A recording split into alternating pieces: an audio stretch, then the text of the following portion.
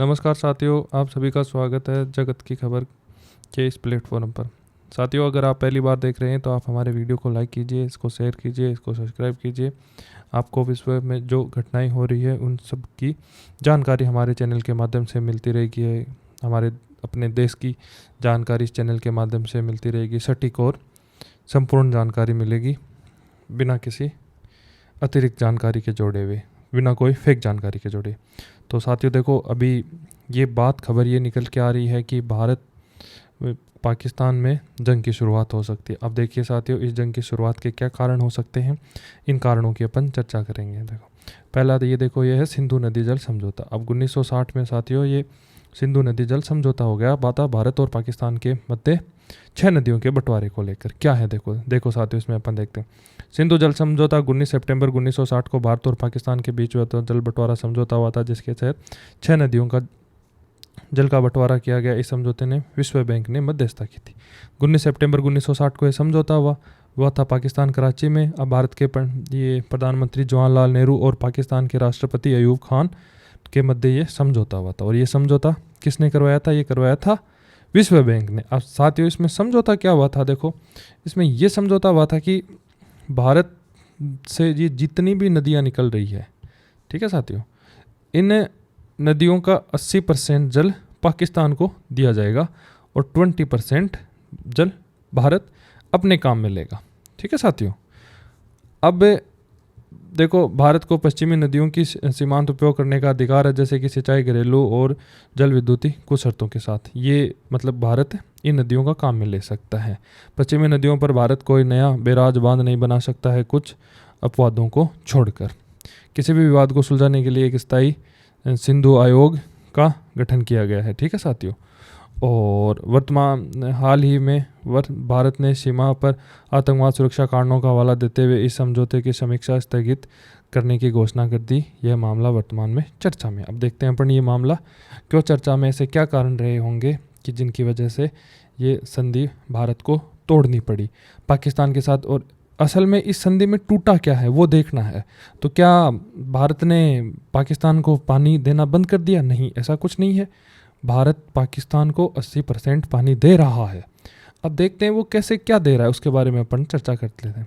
अब देखो, उसमें यह होता कि ऑपरेशन सिंदूर के बाद भारत ने ये फैसला कर लिया था कि देखो, स्पष्ट संदेश था पाकिस्तान को कि खून और पानी एक साथ नहीं बह सकता और हम ये पानी बंद कर रहे हैं। उन्होंने बंद नहीं किया। उन्होंने जो बातें पाकिस्तान को जो सूचना देनी थी ना इस पानी के बारे में, वो सारी सूचनाएं इन्होंने बंद कर दी। अब देखो साथियों, भारत ने तोड़ा सिंधु नदी जल समझौता। अब इसने कैसे क्या तोड़ा वो देखो। अब जो 80% जल अपन पाकिस्तान को दे रहे थे, वो जल तो अपन देंगे, परंतु उसको ये नहीं बताएंगे कि कब और किस मात्रा में। देखें, अब देखो, जैसे कि गर्मियों में यहाँ पे बारिश नहीं हुई, भारत में पानी की ज़्यादा ज़रूरी है, अपन ने उस पानी को रोक लिया तो ये पानी अपने काम में आ जाएगा।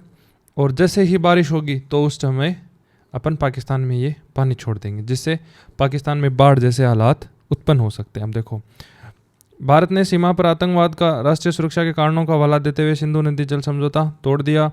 और भारत ने अपने नियंत्रण में आने वाली नदियों पर बने डैम जल परियोजनाओं के माध्यम से जल प्रबंधन और भंडारण की क्षमता बढ़ा ली। अब इतने बड़े भंडारण भी नहीं बनाए हैं कि संपूर्ण पूरी तरीके से पानी रोक ले। साथियों, ऐसा करने के लिए भारत को अगले 50 सालों तक इंतज़ार करना पड़ेगा। उसके बाद कुछ पॉसिबिलिटी हो सकती है कि संपूर्ण पानी को रोक लिया जाए। पानी बहुत ज़्यादा मात्रा में ये पानी है। और अब देखो, इसमें भारत के फैसले पर भारत पर क्या प्रभाव पड़ा। कृषि, बिजली उत्पादन, औद्योगिक विकास को लाभ मिलेगा। राष्ट्रीय सुरक्षा को मिलेगी नई रणनीति मजबूत होगी। भारत के जल प्रबंधन में आत्मनिर्भरता बढ़ेगी। अब देखो, पाकिस्तान की इस पे क्या प्रतिक्रिया आई है। पाकिस्तान ने कहा है कि भारत के इस फैसले की कड़ी निंदा की है। पाकिस्तान की कहना है कि यह फैसला अंतर्राष्ट्रीय मंच सिंधु नदी जल समझौते का उल्लंघन है। पाकिस्तान ने कहा है कि इससे उसके जल संसाधनों और कृषि के करोड़ों लोगों का जीवन गंभीर असर पड़ेगा। साथियों, असर तो पड़ेगा ही। अब जैसे कि अभी बारिश नहीं हो रही है तो उनको उस पानी की ज़रूरी है, और इस समय अपन अपने काम में पानी ले रहे हैं, 80% उसको पानी छोड़ नहीं रहे। अब 80% अपन पानी कब छोड़ेंगे? जब यहाँ पर बारिश हो जाएगी। पहले यहाँ से अगर बाढ़ जैसे हालात हैं और अपन उस पानी छोड़ दें तो यहाँ की सारी फसलें सब कुछ बर्बाद हो जाएगा साथियों। अब अपन देखते हैं आगे। अब देखो, पाकिस्तान के प्रधानमंत्री ने भारत को जंग की धमकी दी है, कहा कि अगर पानी नहीं छोड़ा तो जंग तय है। और पाकिस्तान जल युद्ध करार दे रहा है। रक्षा मंत्री ख्वाजा आशिफ ने भारत को धमकी दी है कि जल सुरक्षा खतरे में पड़ी तो भारत के खिलाफ हम जंग कर सकते हैं। और पाकिस्तान इतने दिन ये देश विदेश में घूम के बीच में मध्यस्थता करके ईरान और ये अमेरिका के वॉर के बीच में अब ये बोला है कि भाई देखो हमारे साथ भारत ये कर रहा है, उसने हमारा जल रोक लिया। दुनिया के सामने पाकिस्तान का दावा है कि हम पीड़ित हैं, भारत हमें प्रताड़ित कर रहा है, हमें अपना जल छीनने और अपनी रक्षा करने का अधिकार है। यह एक नैरेटिव वॉर है, पाकिस्तान इसे माइंडफुली खेल रहा है। अब क्या जंग की संभावना है? पाकिस्तान एनी टाइम जंग की तैयारी करता है। भारत भी देखो एनी टाइम युद्ध अभ्यास करता रहता है, परंतु ये तैयारी अलग होती है और वो तैयारी अलग होती है। ठीक है साथियों, अब देखो, अब पाकिस्तान बोल रहा है कि हम क्या करें साहब, हमारे तो पानी भारत से आता है और वो पानी आने नहीं दे रहा है। तो पाकिस्तान का नया नैरेटिव है कि प्यास के लिए जंग। इनका नैरेटिव है हमारे यहाँ प्यास है, सूखा है और इसका जिम्मेदार कौन है? भारत। अगर हम नैरेटिव दुनिया में चला तो अगर यह नैरेटिव दुनिया में चला तो पाकिस्तान कहेगा कि हम जंग करने के लिए मजबूर है पानी के लिए। भारत आतंकवाद के लिए पाकिस्तान से लड़ रहा है और पाकिस्तान पानी के लिए भारत से लड़ रहा है। और देखो, अब तक भारत का नैरेटिव आतंकवाद के खिलाफ था। भारत का एक स्पष्ट संदेश है, अगर एक भी आतंकवादी हमारे देश में, अगर एक भी हमला हमारे देश में हुआ तो उसका जिम्मेदार केवल पाकिस्तान होगा।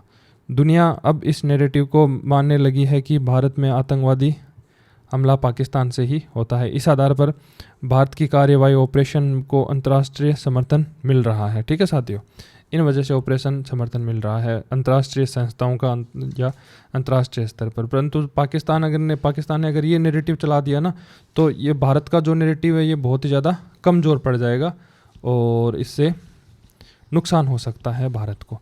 अब देखो, ये सभी धमकियां देते हैं भारत को। कभी आशिफ मुनीर दे रहे हैं कि अगर उन्होंने हमारे पानी को रोका तो यह हमारे लिए एक रेड लाइन होगी। ठीक है साथियों, ये सारी बातें सामने। अब देखो, हमें क्या समझना होगा, अगर पाकिस्तान नैरेटिव लड़ाई से आगे निकल गया तो भारत अंतर्राष्ट्रीय स्तर पर पिछड़ जाएगा। ठीक है साथियों, पानी और खून दोनों हमारे हैं, दोनों के मुद्दे अलग अलग किए जा सकें। भारत को इस बात को अंतर्राष्ट्रीय मंच पर तेज़ी से और स्पष्ट करना होगा कि पानी का मुद्दा अलग है और ये आतंकवाद का मुद्दा अलग है। भारत ने पानी नहीं रोका है, केवल सूचना और सहयोग की प्रक्रिया को स्थगित कर दिया गया। अब पानी तो पाकिस्तान को अपन दे रहे हैं कि पहले हमें पानी देने से पहले हमें पाकिस्तान को सूचना देनी पड़ती थी कि इतनी मात्रा में हम इतना पानी आपको इस समय यहाँ से रिलीज़ करेंगे। अब अपन ने ये सूचना देना बंद कर दिया है, तो ये अपने को विश्व स्तर पर बताना होगा कि जो पाकिस्तान गेम प्ले कर रहा है वो सही नहीं है और ये हम उनको खाली सूचनाएं देना बंद किया है, हमने पानी देना बंद नहीं किया है, पानी उनको उतना मिल रहा है।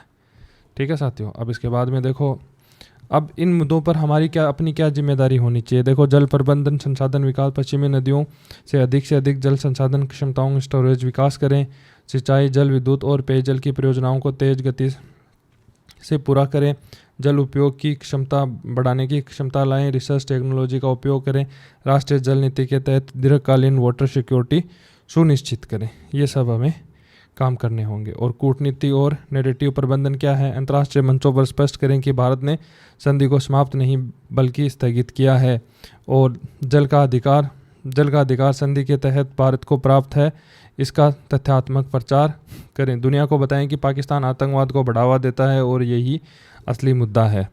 ठीक है साथियों, सुरक्षा और इसकी रणनीति तैयार रखें, सीमा सुरक्षा और मजबूत करें, हर संभावित स्थिति के लिए तैयार रहें, सेना का आधुनिकीकरण और एकीकृत युद्ध जैसी तैयारियां जारी रखें।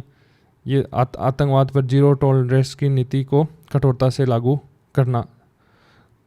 रखें। ठीक है साथियों, तो इसी के साथ ये एक छोटी सी खबर थी जो हमने आपके सामने रखी। अब आप हमें कमेंट करके इसके बारे में ज़रूर बताएं। धन्यवाद साथियों।